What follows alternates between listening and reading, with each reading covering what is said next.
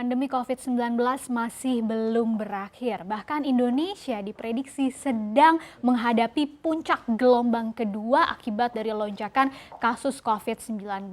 Ini akhirnya membuat pemerintah pastinya turun tangan melakukan berbagai cara untuk mengatasi pandemi, termasuk untuk memulihkan ekonomi. Dan pastinya ini tidak membutuhkan dana yang sedikit gitu ya, karena dana yang besar harus dikeluarkan pemerintah dalam mengatasi pandemi ini. Nah, ini yang membuat akhirnya di tengah COVID-19 yang meledak, defisitnya juga kian bengkak dari anggaran penerimaan dan belanja negara ya. Seperti apa data selengkapnya kita akan bahas bersama. Jadi Menteri Keuangan Sri Mulyani mengatakan realisasi anggaran program pemulihan ekonomi nasional ini yang dikeluarkan oleh pemerintah ya untuk mengatasi atau memulihkan ekonomi baru sebesar 226 triliun rupiah. Ini per 18 Juni 2021 data terbarunya, dan angka itu setara dengan 32,4% dari pagu yang sudah ditetapkan, sebetulnya hampir 700 triliun rupiah gitu ya. Makanya sering diprotes, kok kayaknya agak lambat nih penyalurannya gitu karena baru 32%.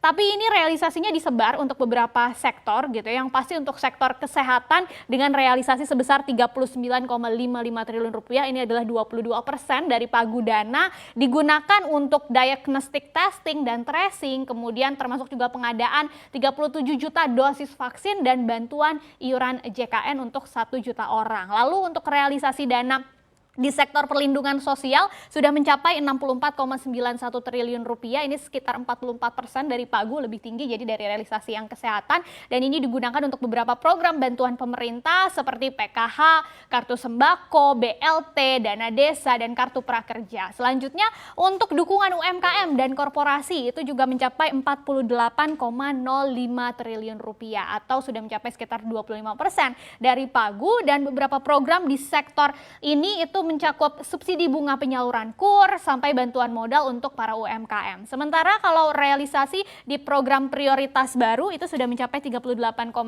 triliun rupiah atau hampir 30% dari pagu. Dananya dipakai untuk apa aja? Ini untuk padat karya, terus membantu sektor pariwisata, ketahanan pangan, dan mengembangkan kawasan strategis. Yang terakhir, dananya juga dipakai untuk memberikan insentif usaha sebesar 36,02 triliun rupiah atau paling tinggi realisasinya 63,5% dari pagu, karena ada berbagai insentif usaha yang diberikan ya, mulai dari pemberian insentif perpajakan itu sudah direalisasikan 63,5 triliun rupiah. Ini yang cukup besar insentifnya gitu ya. Kemudian beberapa insentif pajak ini misalnya PPh pasal 22 atau PPh final UMKM tadi ditanggung oleh pemerintah. Ada juga pembebasan PPh 22 impor dan pengurangan angsuran PPh 25. Nah, pertanyaannya tadi bagaimana sih dampaknya ke anggaran penerimaan dan belanja negara gitu kan? Karena dananya tadi besar loh, hampir 700 triliun nanti yang akan dikeluarkan pemerintah. Nah, Kementerian Keuangan mencatat bahwa ternyata APBN kita sampai Mei 2021 itu tercatat defisit, dan defisitnya sudah ada di angka 219 triliun rupiah ya. Ini juga meningkat kalau dibandingkan tahun sebelumnya, dan ini besarnya ada di 1,32%. Defisitnya melebar dibandingkan periode yang sama tahun lalu atau Mei 2020 yang waktu itu mencapai 179 triliun rupiah gitu ya. Jadi memang kelihatan ada defisit yang melebar. Nah, defisit ini disebabkan apa sih? Ya pastinya karena belanja negaranya yang jauh lebih besar dibandingkan pendapatannya atau penerimaan negara gitu ya. Realisasi penerimaan negara dulu kita lihat pada Mei 2021 itu tercatat mencapai 726,5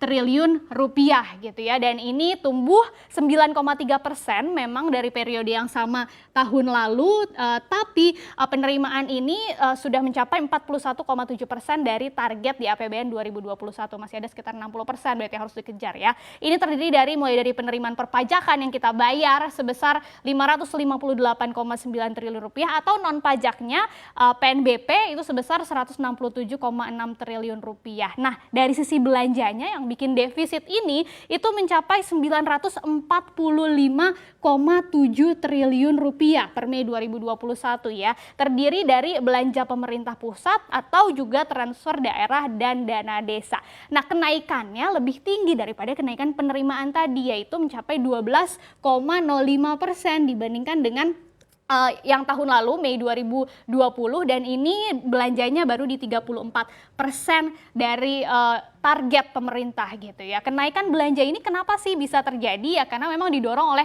belanja barang sekali lagi untuk mendukung pemulihan, bisa dari biaya perawatan pasien COVID-19 atau BOS, kemudian juga percepatan belanja modal, padat karya, mulai dari jalan, irigasi dan jaringan. Nah, adanya defisit ini kita bertanya dong, ditutupinnya pakai apa? Itu pakai pembiayaan gitu ya, dengan realisasi yang mencapai 309,3 triliun rupiah. Ini sudah setara dengan 30% pagu dan capaian ini sebetulnya masih lebih kecil 13,57% dibandingkan tahun sebelumnya.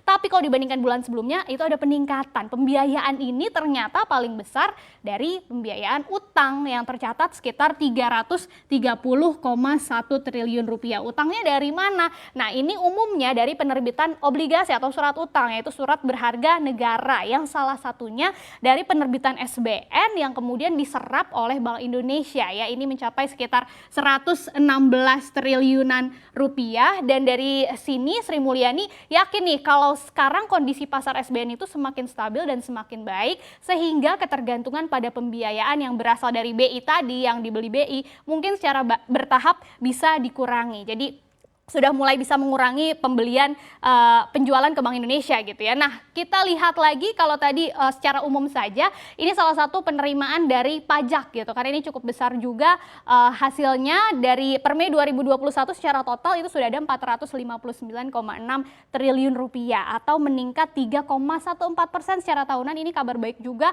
yang menunjukkan menurut Menteri Keuangan Sri Mulyani bahwa sudah ada pemulihan ekonomi gitu ya. Karena secara bertahap kelihatan penerimaan pajaknya sudah mulai meningkat. Kalau dilihat dari jenis pajak utamanya, ada beberapa yang positif, sangat positif. 3 diantaranya ada PPh pasal 26 naik sampai 15,93%. Di bawahnya ada PPN impor dan PPN dalam negeri. Ini menunjukkan bahwa memang produksi dan konsumsi dari masyarakat itu sudah mulai meningkat gitu ya, termasuk juga hasil dari perusahaan-perusahaan walaupun di tengah pandemi masih ada yang berhasil mencetak keuntungan, sehingga PPh pasal 26 yang dihasilkan dari pemberian dividen itu masih positif gitu ya. Nah, tapi masih ada juga nih beberapa jenis pajak yang terkontraksi atau turun, misalnya PPh 22 impor itu turun paling besar 44,59% secara tahunan, diikuti oleh PPh badan dan PPh orang pribadi ya. Tapi menurut Sri Mulyani ini kenaikan penurunannya masih kecil karena dianggapnya tidak terlalu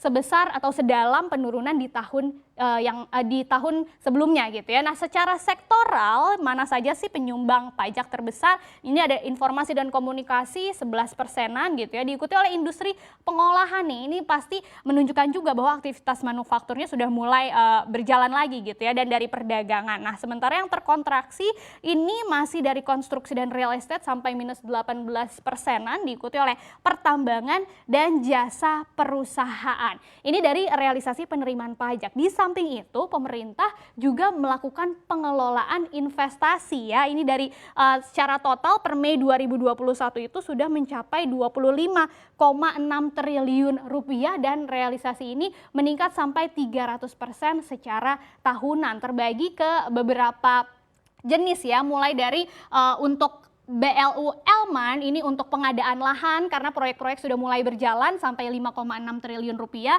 Kemudian untuk BLU PPDPP untuk penyaluran biaya atau pembiayaan KPR gitu ya, untuk FLPP itu 8 triliun rupiah. Kemudian untuk pinjaman PEN atau PEN ke daerah itu mencapai 10 triliun rupiah, dan hibah dari ke LDKPI ini mencapai 2 triliun rupiah untuk penanganan pandemi di berbagai negara-negara yang berkaitan dengan Indonesia gitu ya. Jadi bisa kita lihat bagaimana sih kondisi keuangan negara atau kas negara saat ini sudah semakin berdarah-darah untuk menangani COVID-19. Jadi kita berharap pandeminya bisa cepat selesai, dan tadi biaya-biaya yang sudah dikeluarkan pemerintah benar-benar digunakan dengan baik ya. Jangan sampai terdengar lagi kasus korupsi untuk biaya yang digunakan untuk menangani pandemi COVID-19.